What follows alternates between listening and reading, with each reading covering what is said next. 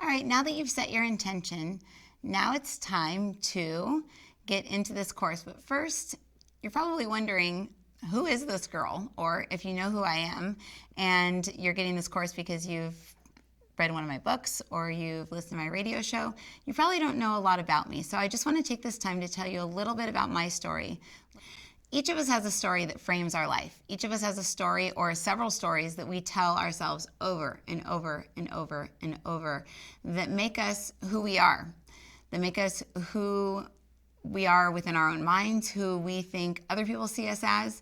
In fact, I think up until the point of me really learning how to do this time travel or go into the past and start to release my stories, I think I had about 5 main stories that I would tell depending on who I talked to. Depending on if I was talking to somebody in the business world, I'd tell them a story about how I was in the business world. I crashed my car. I had an out-of-body experience. I started seeing all these things, and I would make it sound like it was just this sudden thing that just happened to me. If I was talking to someone in the spiritual world, I would skip the accident, and I would tell them, oh, I started getting really into this when my ex-boyfriend died of a drug overdose, and I wanted to know where he went, so I started to investigate. So all of us have several stories about why we are who we are, why we think we are who we are.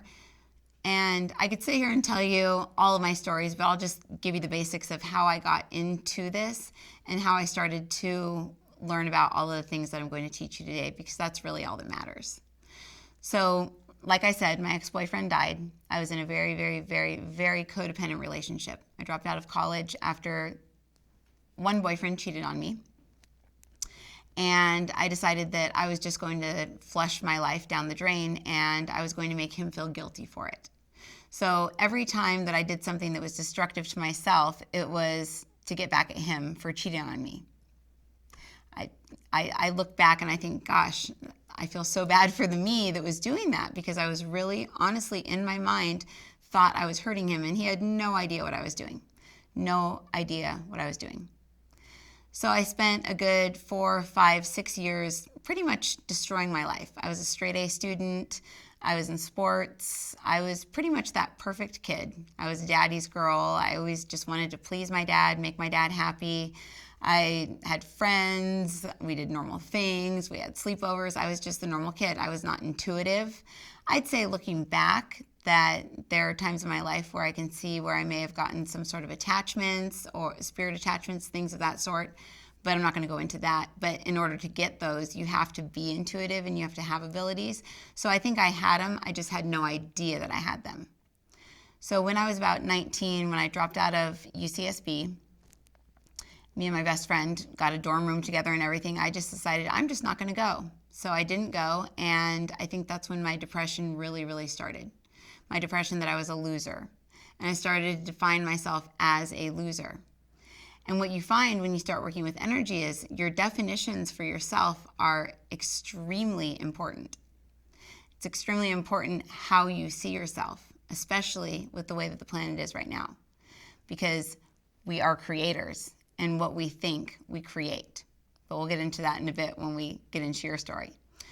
So as I continued to see myself as a loser, I continued to be a loser, and I got into trouble with the law. I got addicted to drugs. As I mentioned earlier, thought I split my parents up. My parents split up after a 26-year marriage. Our whole family fell apart. Everything was just horrible. It's just one of those typical like Hallmark movies where you watch it and everything just falls all apart, you know. But luckily, things have all come back together over the years, but it took a really long time. It took a lot of rehabs. It took a lot of going to the hospital. It took having a seizure disorder, crashing 7 cars, having accidents, hurting others, not in the accidents, but as far as like emotionally hurting other people in relationships, friends, everything. I've had your stereotypical wreck of a life in the past, and there's no need to even go into all of it. But what really, really, really triggered me to start looking into all of this, as a Christian growing up, that wasn't really a Christian because I didn't understand the Bible. I didn't understand really how a man could be God, and if he was God, how could he die? And yeah, right, that something resurrected and came back. I'm one of those, I have to see it to believe it type of people. And I definitely see now. So find it kind of funny that I used to always say, I need to see it to believe it. I need to see it to believe it. And now I'm a clairvoyant. But I had a really hard time with faith. But I would always continue to go back to either like a Christian rehab, or I would start listening to Christian music, or I was always kind of being drawn back to something spiritual in the way that I understood it, which was church, because my mom and my dad's family are both very, very religious. Religious of the church, heads of the churches. They even have their own churches and everything. So when my ex-boyfriend died, I thought, there's no way that he went to heaven. He never went to church. He was never saved.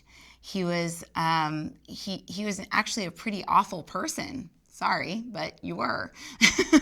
He did some pretty bad things, and that curiosity drove me to wonder what happens when we die. And when I started looking into books about that, I felt very guilty. In fact, I used to go to the local bookstore and I would get a bunch of Christian books and I would stack them up on the chair as if I was reading them, and then I would sneak over to the New Age section, and I'd go and I'd like slip out a book in the New Age section about heaven or the other side, or a Hay House book, and I'd pull that out and I'd hide it underneath the Christian books that I had piled up on my chair, so that everybody could see that I was a good Christian reading only Christian books. And I would open up the book and I would cover the top of it and I would read about the other side. And just in reading about the other side, I started to have experiences. I started to feel like there was more around me. I started to feel like there was people around me. And it wasn't that I necessarily believed it yet, but just my awareness going to the fact that it could be true, that there could be another side, is what opened me up to the abilities that I'm opened up to now. So if you're wondering, do I have abilities? Everyone always asks me, when am I going to be able to see? When am I going to have abilities? When will I know if I have anything? If you're watching this, you do. You have abilities. You have abilities that you probably fully haven't learned about yet, and that's why you're watching this course, so that you can begin to understand yourself a lot more. I had an accident where I ended up outside of my body. I ended up watching myself get pulled out of a car where I could have drowned. I had just bought a brand new Mercedes. I was driving home from the mall, getting ready to go to church with my dad. I started to get this weird feeling, which was a seizure. And that seizure back in May of 2008 is what changed my life. My ex-boyfriend had died 6 months prior, and I just went on a total spiral out of control when he died, because I honestly thought that I killed him. I was his enabler. I took drug charges for him. I mean, I did everything for this guy. And I just kept thinking, if I hadn't have tried to save him so many times, he would be alive right now. I'm a murderer. I'm a killer. I killed him. I killed him. I killed him. I mean, that's honestly all I ever heard in my head over and over and over and over and over. So this accident in May of 2008 was probably the most earth-shattering, life-changing thing that's ever happened in my life. And I've had some pretty crazy experiences since then. But what happened was I blacked out.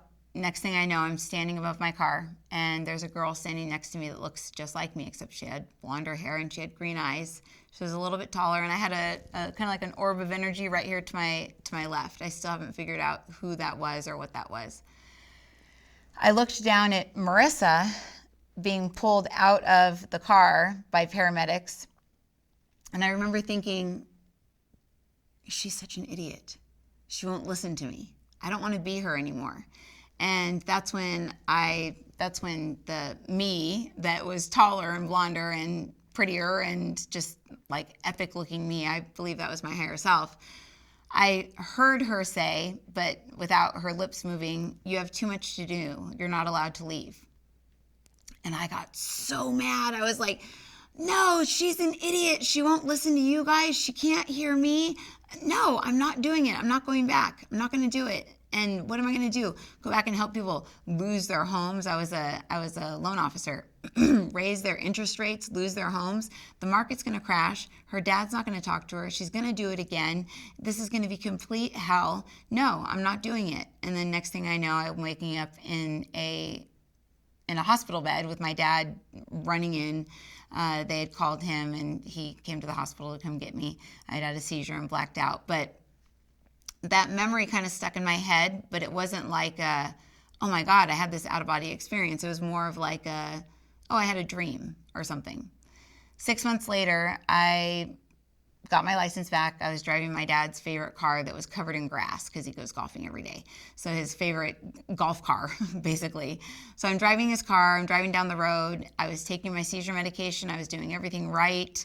I had started to clean up my life. I was reading books about self-help. I was reading books about connecting with guides.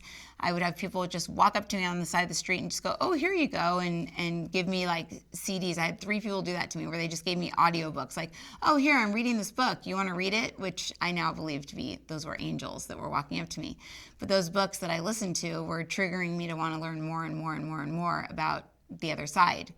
Well, this second accident that I had, I met the girl again, but this time there was no head injury. This time I didn't lose my memory after the accident. This time I was like, oh great, I'm gonna have a seizure. So I pulled off the freeway, pulled over to the side of the road, and the only thing that happened to the car was it ran up on the curb and bent his rim on his tire. But that was enough to make my dad and I not talk for a little over a year. So I was estranged from my dad, the only person that I cared about in the world to impress. He was my God. And I say it like that because so many of us make our parents our God, because they are when we're little kids. You know, that's all we know. We come from God. We come down here, and then it's like they're the ones that are feeding us and keeping us alive.